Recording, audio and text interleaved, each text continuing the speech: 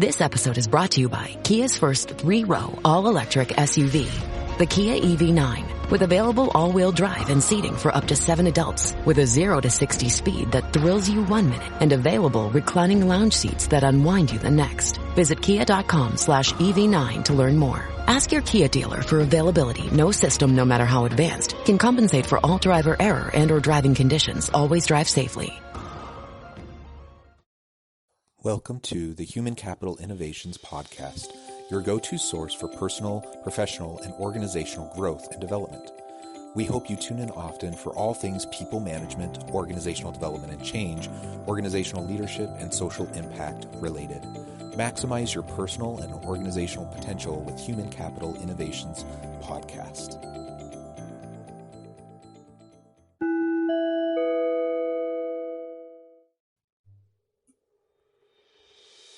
Welcome to the Human Capital Innovation Podcast. In this HCI podcast episode, I talk with Dr. Jim Kirkpatrick about the role of training and evaluation in organizations currently and how things may change to respond to the shifting future of work.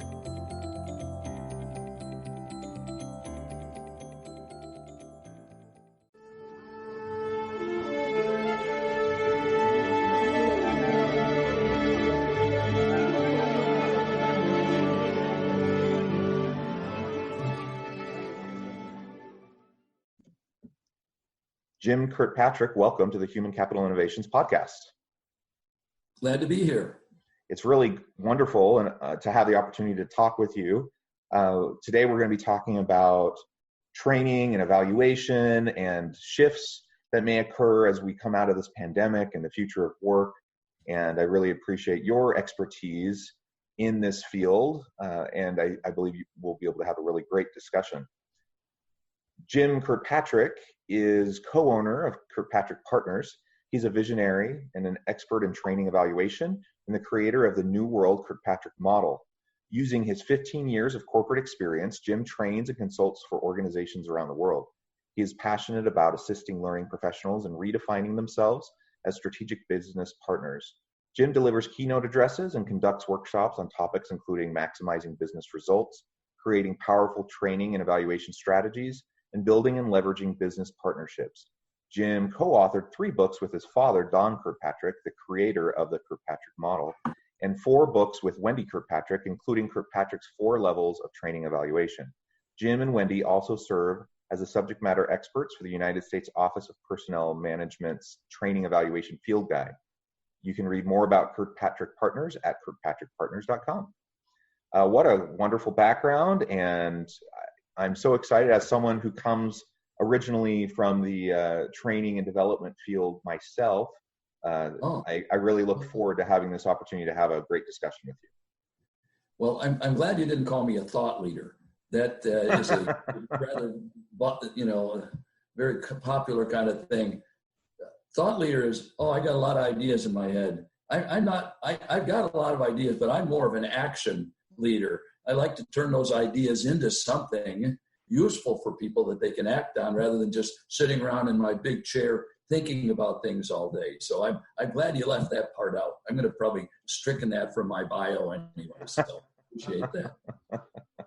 No, but truly, you bring a lot of experience and expertise to this discussion, and it sounds like we're both firm believers in the importance and the value of evaluation in the training process.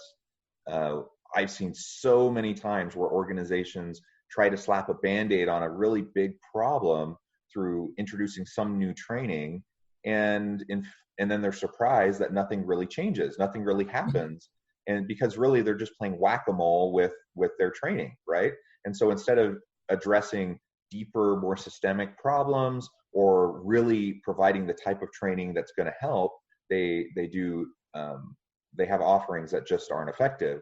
And oftentimes organizations simply aren't even assessing or evaluating the value of their training. So there's a lot of work to be done in that area in most organizations. And Jonathan, when people ask me, what's our biggest challenge to overcome, you may be surprised to hear that it is the Kirkpatrick model. The traditional Kirkpatrick model had been around for 60 years, that for some reason and different reasons that led to believing that you operationalize the model with a smile sheet after the class, a test of knowledge after the class, and a 60 or 90-day survey to see what's going on. And when people say that's what they do, they're doing Kirkpatrick, I say, well, that may be traditional Kirkpatrick, but that's not Jim Kirkpatrick. That's not the New World Kirkpatrick, and it really is so ineffective. It is. You said it yourself. It would be like what you mentioned, the pandemic and COVID-19. It would be akin to, let's train people on how to wear their masks and what 6 feet looks like and how to wash their hands for 2 minutes or more. Let's train them that, and then let's just let it work its magic. Well, and then they're surprised that something like that doesn't work. You can tell, and I think this pandemic is a story about how to implement effective evaluation, and maybe I'll get into that a little bit more later, but it must be an ongoing kind of thing. And for a while there, it was a daily thing where Fauci and Deborah Birx, they weren't training us. They were constantly telling us, you've got to wash your hands, you've got to distance, and you've got to wear masks. Over and over again, focusing on the behaviors, an ongoing process rather than event-based, and then looking at what results are we seeing? Are we seeing fewer deaths? Are we seeing fewer hospitalizations in order to ultimately flatten the curve? Yep. That is a poster, an excellent poster of what we consider the New World Kirkpatrick. It's far different from what people have been executing and still are to this day. Well, good. And let's start there. Some of the listeners may be familiar with the Kirkpatrick model, but others may not. Okay. So can you take a few minutes and briefly provide an overview of what that's all about? Yes. Well, contrary to popular opinion and popular action, Kirkpatrick starts with level 4. It's the highest level. It is the results that we're looking for. And it targeted results that are the intent of, the major programs that people are tasked with implementing. Well, you can't get those results unless people are actually performing their job better, which is Kirkpatrick level 3 application of the behaviors. And you've got to figure out, how can we get them to do what they're supposed to do in order to get to level 4 results? And then and only then do we back up again and look at level 2 learning. What type of education and learning and training do they need in order to perform their job, in order to get the results?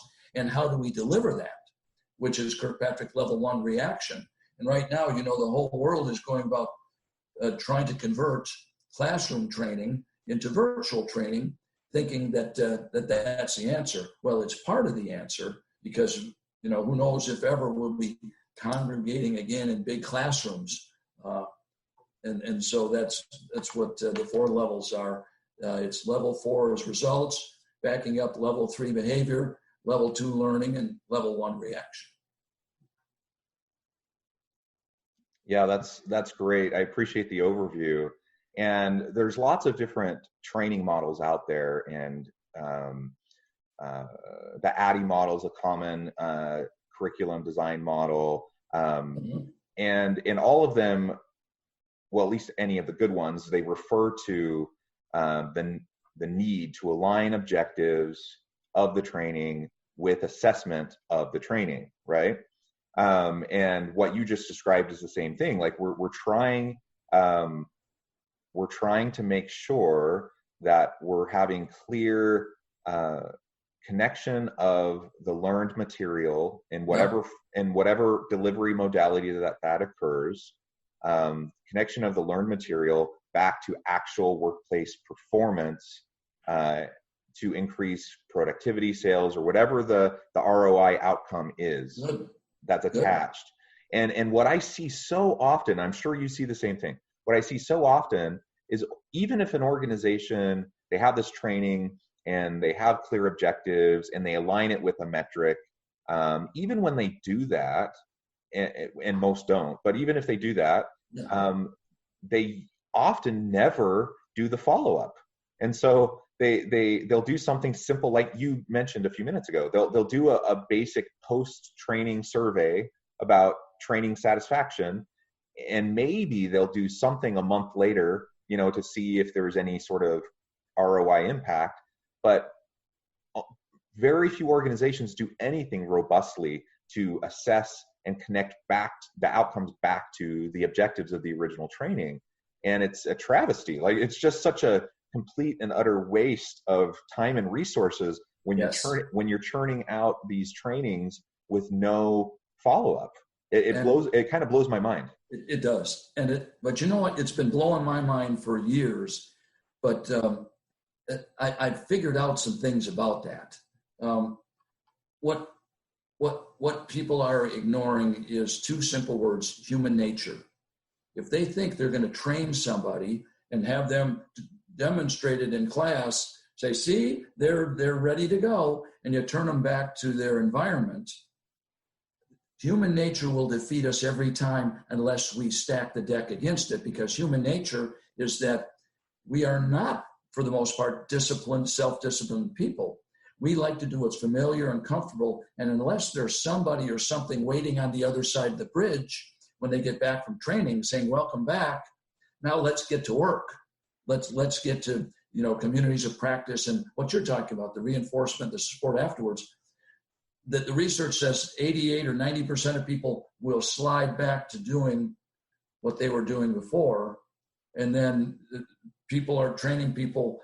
They say, oh, well, guess what's the first one to be cut is training. It's because it's our own fault. It's the industry's own fault because they have not made a business case or connections with a business to be business partners and say, without this important follow-up to the training, it's going to go down the black hole. And I'll tell you, Kirkpatrick here isn't going down without a fight. We are doing what we can to say, you've got to be learning and performance consultants. Otherwise, you're going to be replaced by avatars and apps and who knows what all. It's a travesty because the hundreds of thousands of trainers have lost their job and they just say, that's the way it is. It doesn't have to be that way. It is the failure to connect strategically with business leaders and tactically with supervisors and managers. Yeah, and I like the way you frame that in terms of training is not just about creating and delivering the training. You're training and performance consultants. Training you should only use training if and when there's a gap, some sort of a skills or performance gap that has to be addressed, and then the training should fill the gap. And if it's not filling the gap, then it's not necessary. And if we can't show, sometimes training does fill the gap, but if we're not doing anything to demonstrate and show how it's filling the gap, then it's our own fault for not actually doing. We've already done all of this work. We've done 90% of the work, and we just need to do that last little bit to close the loop and to put a bookend on it and to demonstrate the ROI and to demonstrate the value.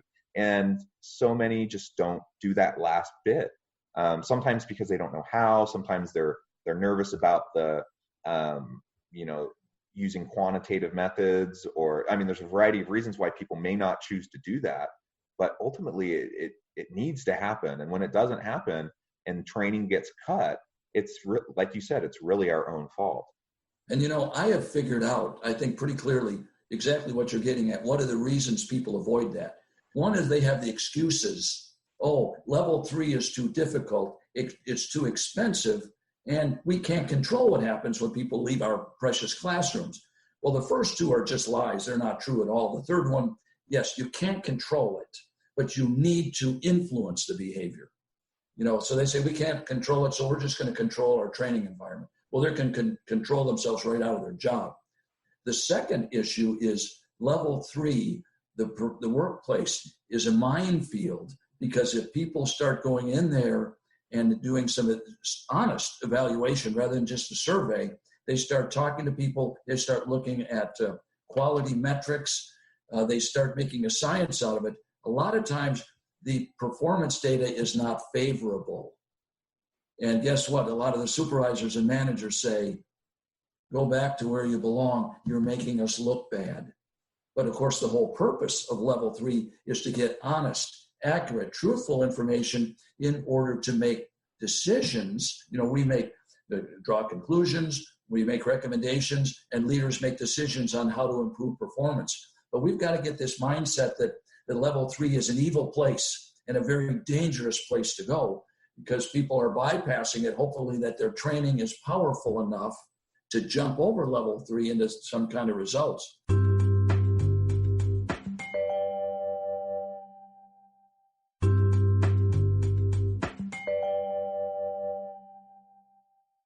And to be honest, a lot of even our associations and different things are still promoting the hope that if you make the training fancy enough and pretty enough and the games fun enough, eventually it will win the day. It hasn't, it isn't, and it never will. But that's where the money is.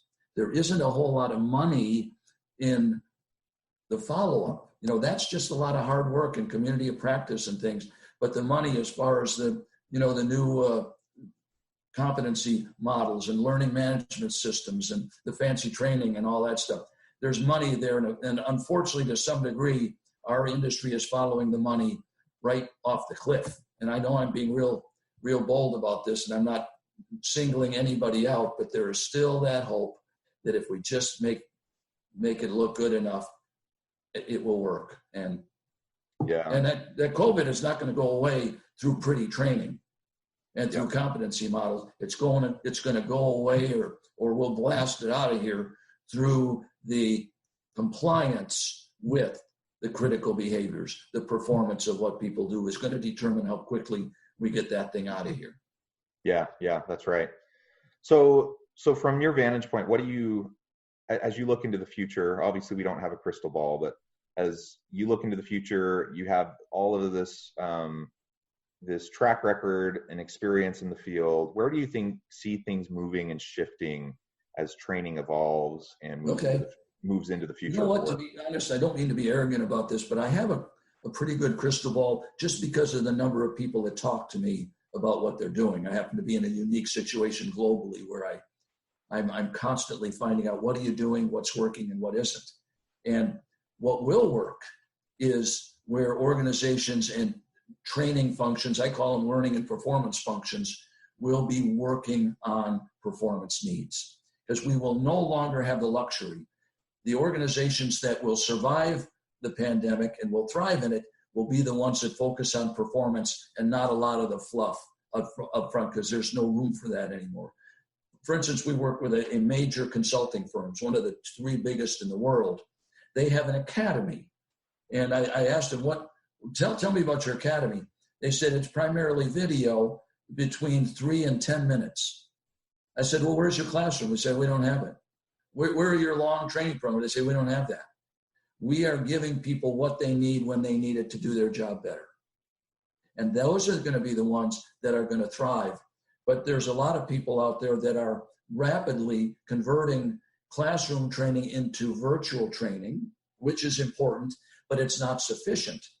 And they're going to come up with all the virtual training still disconnected from performance and even further disconnected from the mission and the results of the organization. And all I can say is they better get their resume cleaned up, because and I know I'm shooting my mouth off here a lot, Jonathan, but you've got to connect with performance, because that is what is meaningful and meaningful to people in the business, to managers and supervisors. You've got to show that you're helping them do their people better, which will lead to the results, or they're going to continue to say, we can do without this.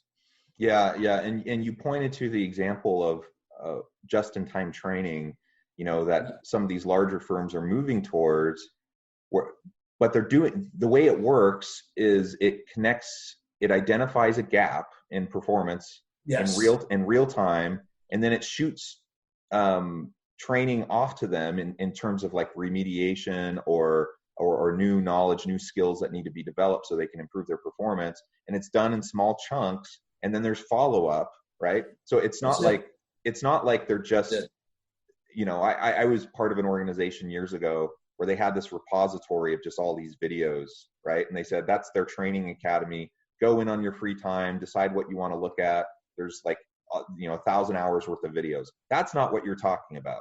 That's only half of it. You're right. That's only part of it. Because Yeah. I can go look at a video, but unless somebody is either standing next to me and say, I'm here to encourage you to do that, or somebody or something is standing next to me saying, this is non-negotiable. This is about security. This is about safety. This is about our mission. We need to find a way to get you to do that. Without that, it's going to be just a video library. You're right. Yeah. So what would your suggestion be to organizations in this time of COVID where budgets are tight, organizations are trying to just stay afloat, but they still want to invest in their people? So what would you recommend to organizations trying to get the most out of their training budget? Well, it would be Stephen Covey.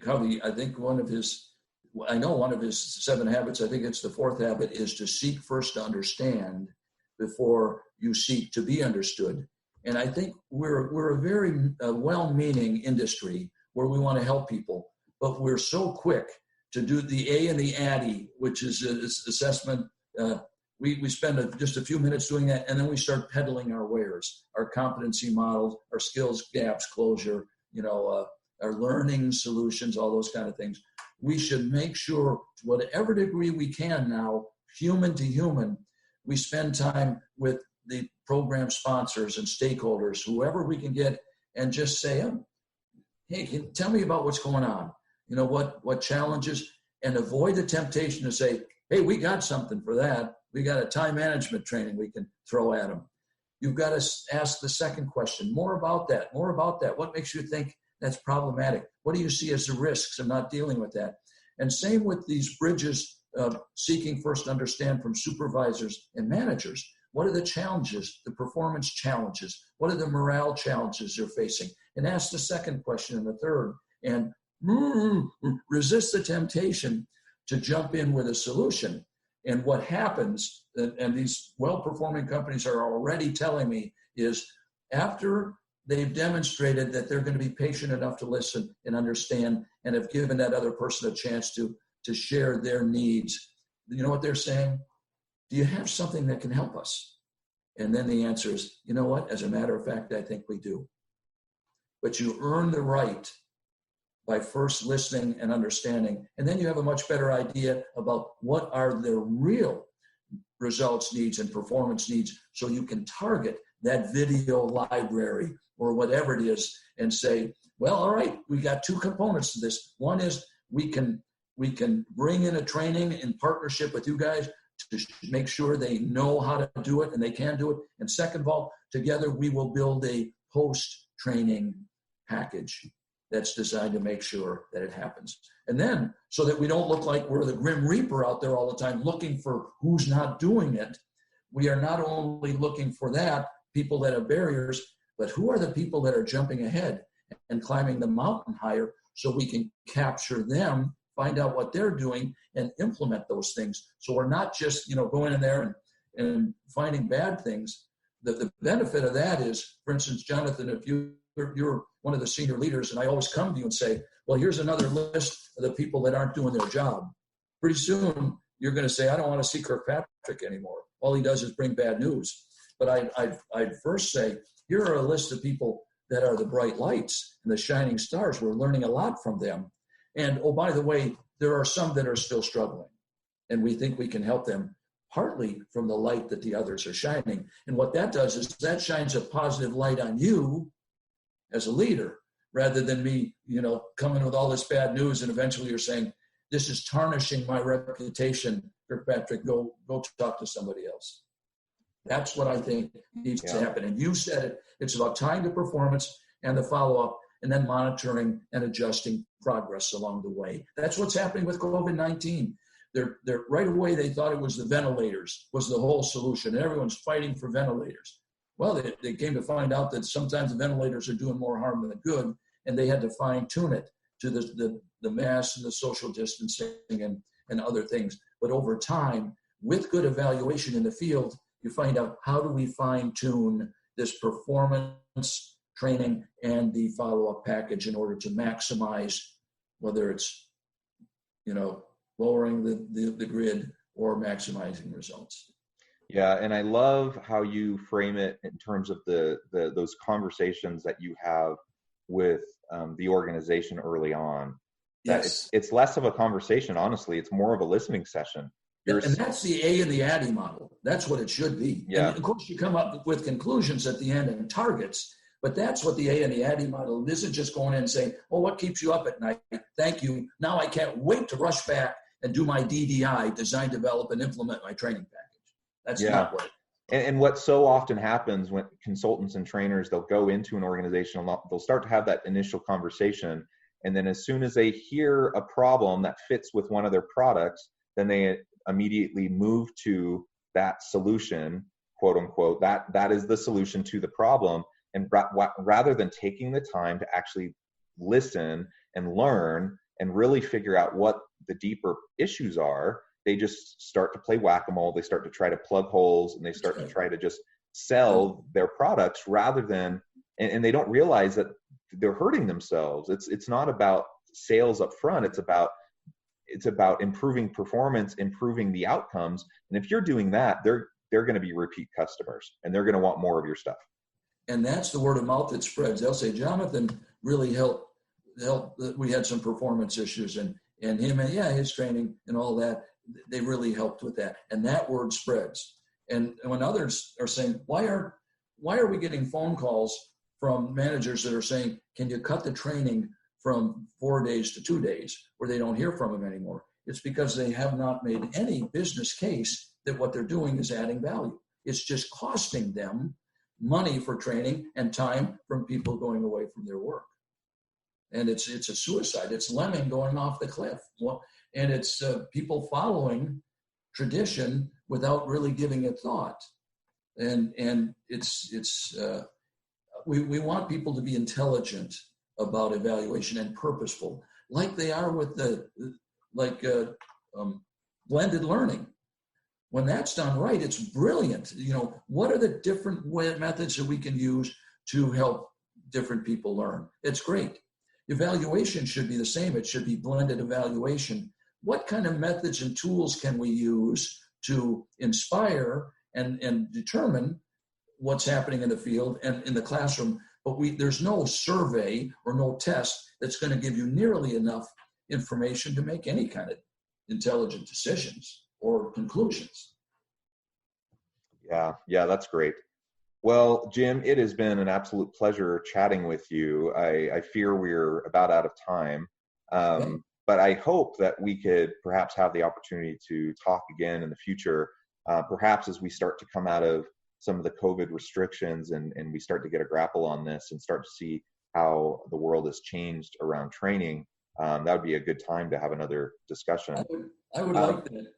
And if people want to know more about what I'm talking about, we got an easy website to find, kirkpatrickpartners.com, and there's over 100 free resources on there, white papers and things. And you can tell, hopefully people watching this can tell that you and I are regular guys, right?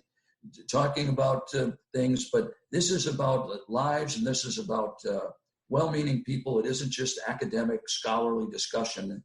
And if they want to talk to me or, any of us at Kirkpatrick Partners, we're more than willing to have these same kind of conversations and be as helpful as we can. Wonderful. And I will add your website to the show notes so people can easily find you, and as well as connect with you on LinkedIn.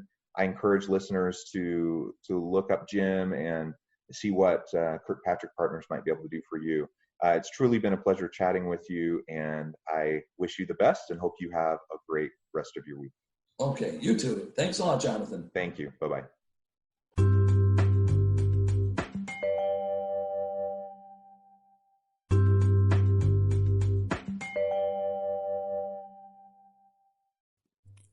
Thanks again for joining us for this episode of the Human Capital Innovations Podcast. I hope you stay healthy and safe and that you have a great week.